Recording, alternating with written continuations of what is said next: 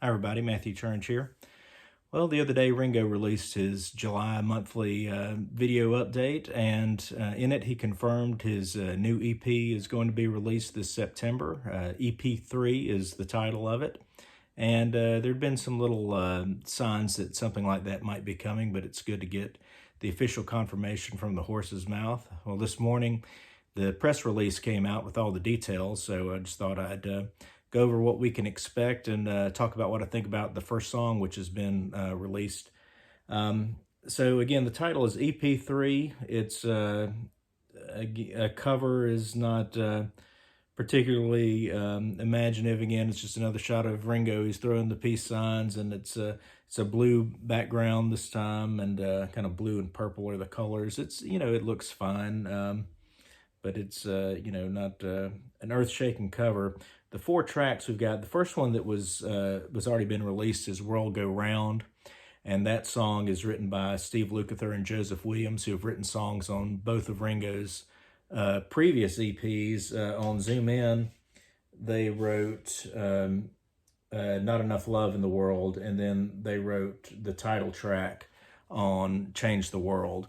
And I mentioned in my Change the World EP how I felt that those songs have a similar kind of vibe, a similar sort of musicality to them.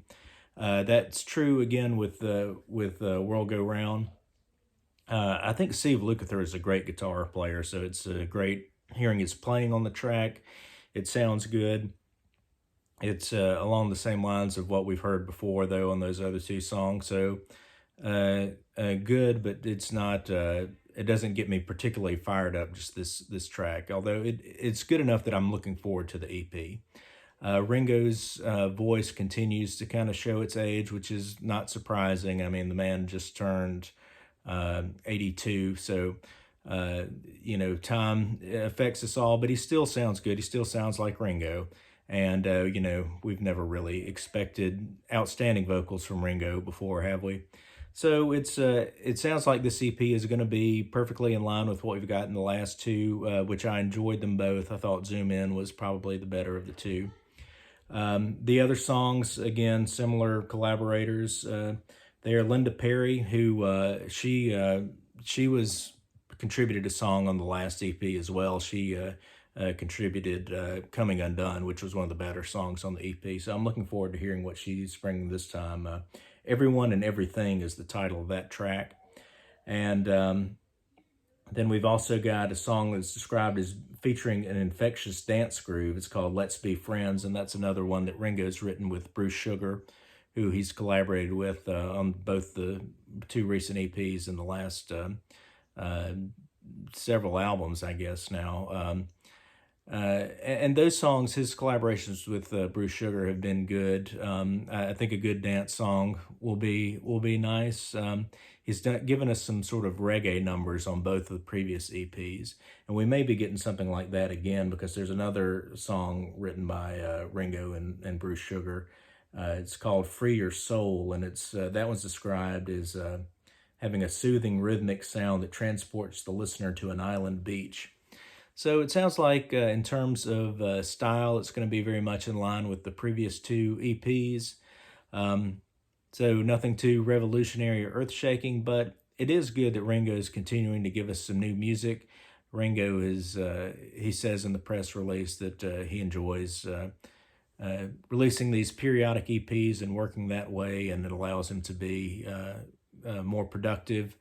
I think it's amazing that he still has a passion for getting new music out at this age. And really, when you think about it, he's not really slowed down his pace since he switched to this EP route. He used since I guess Ringo Rama in 2003, he's released, a 10 or 12 song album every 2 to 2.5 years, and up through What's My Name, and then now, since he switched to EP since then, he's released 4 and 5 song EPs. If he keeps doing that once a year, he's basically on the same pace. So who knows if how many more EPs Ringo has in him. I'm just glad we're getting another one. The release date on this, I don't think I mentioned that, but it'll be September the 16th. It'll be out of course, digitally released and streaming, and also the physical release of the CD will be that day.